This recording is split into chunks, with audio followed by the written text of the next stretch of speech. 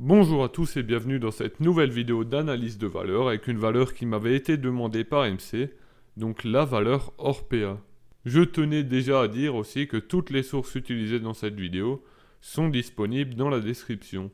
Donc comme vous pouvez le voir juste ici, Orpea a été un 13 bagger depuis son introduction en bourse. Donc la présentation d'Orpea.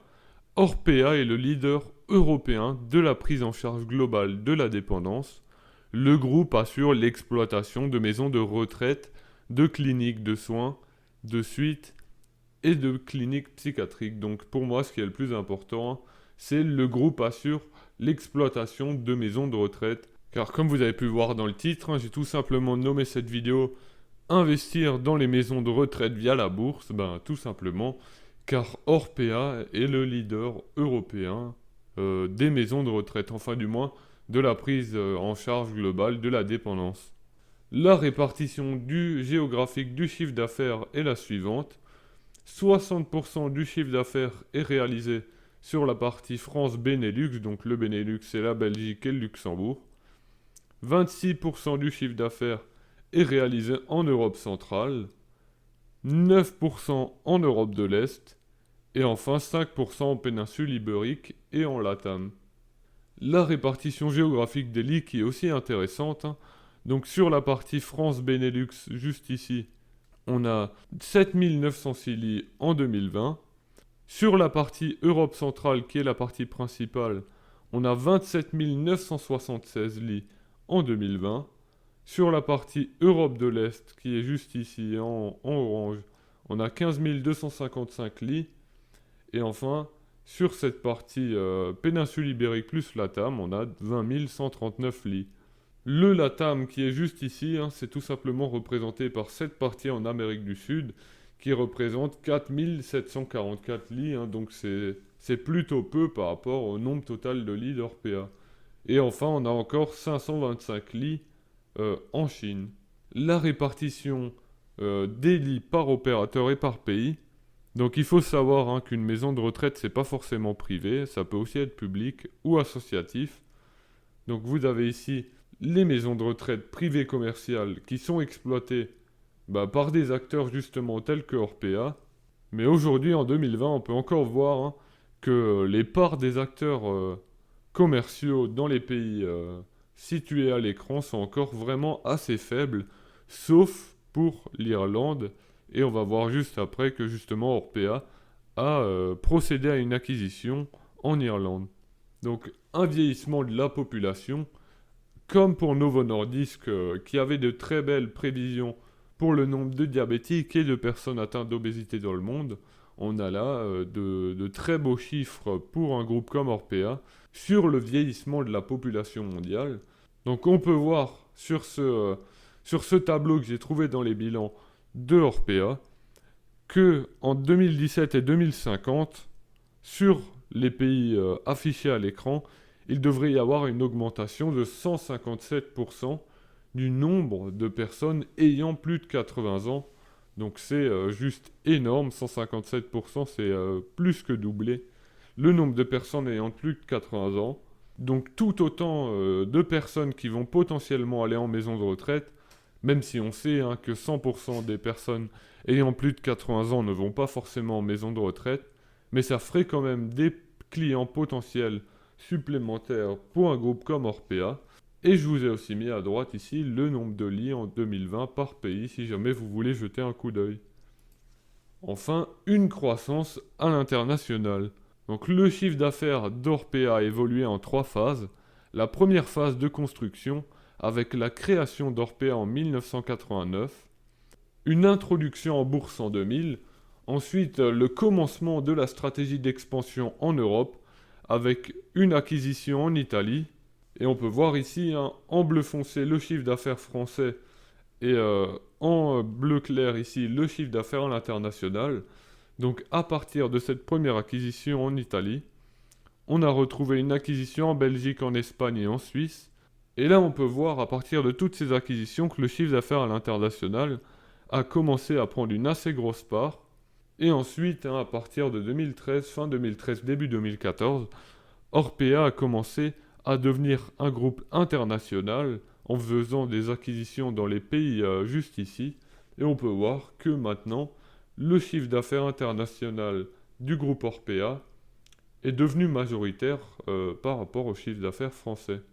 Je vous ai aussi mis ici, sur la période 2004-2013, le chiffre d'affaires d'Orpea évolue en moyenne de 22% par an. Et là, sur cette dernière période de 2014 jusqu'à 2020, le chiffre d'affaires d'Orpea a évolué en moyenne de 9,13% par an. Mais alors le seul souci maintenant que je reproche à Orpea, mais ça on le verra plus tard dans la partie fondamentaux, c'est que cette croissance est essentiellement basée sur des grosses acquisitions. C'est ce qu'on appelle de la croissance externe, c'est une croissance qui demande de la dette pour être créée, entre guillemets, et c'est clairement pas la meilleure stratégie pour avoir un bilan sain à très long terme. Bon, après, il faudrait aussi voir ce que font les autres acteurs de ce secteur. Enfin, là, justement, les acquisitions, donc les 2 dernières acquisitions qu'on a eues, c'est en 2019, Orpea renforce son positionnement aux Pays-Bas avec les acquisitions d'Alerzorg et de September. Et en 2020, Orpea réalise 4 acquisitions, donc on peut voir vraiment que c'est une stratégie de croissance basée sur des acquisitions. Et je vous ai mis juste en dessous les objectifs pour 2021. En 2021, le groupe poursuivra sa stratégie axée sur la qualité, la création de valeurs sociales et environnementales, et a fixé pour objectif une poursuite du développement dans 5 zones géographiques sur l'ensemble des métiers de la prise en charge de la dépendance physique et de la santé mentale à travers justement des acquisitions ciblées. Donc une dernière acquisition qu'Orpea a effectuée, c'est l'acquisition de First Care. Cette acquisition a permis à Orpea de devenir, il me semble, le leader de la maison de retraite en Irlande.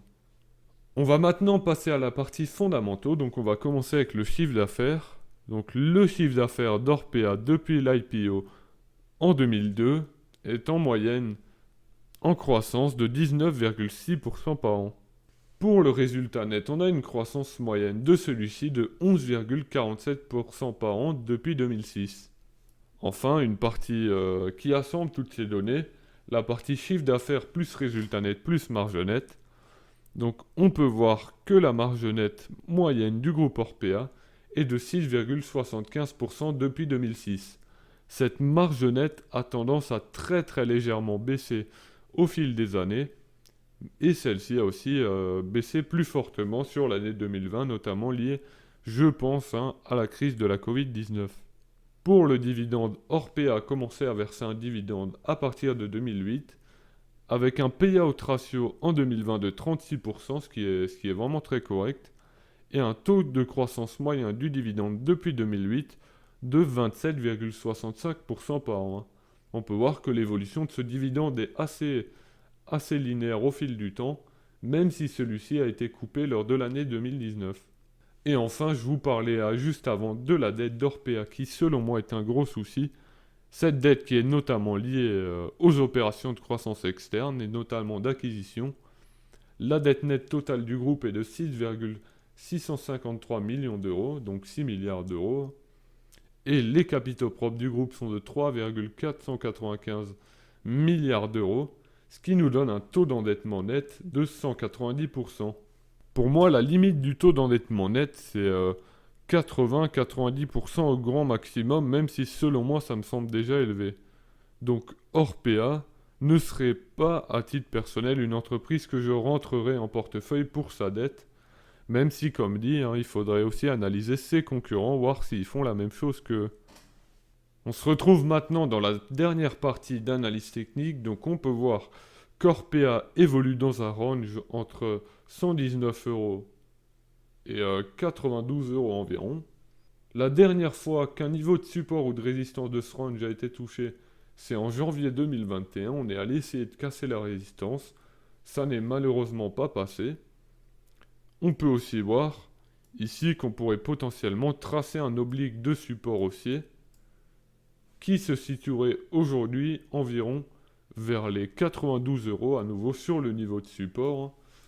Même si mon scénario, et je pense que ce serait le plus logique, je pense à titre personnel qu'on peut encore latéraliser, bon après avoir dans les prochains mois, pour aller toucher ce niveau de support et pourquoi pas repartir. Ou bien aller essayer de chercher ce niveau de résistance. Ou si on le casse, ce niveau de support aussi à la baisse, aller chercher le niveau de support du range. Merci d'avoir regardé cette vidéo. N'hésitez pas à la liker et à la partager. N'hésitez pas non plus à la commenter. Je vous dis rendez-vous ce week-end pour le calendrier boursier. Du contenu arrive très prochainement.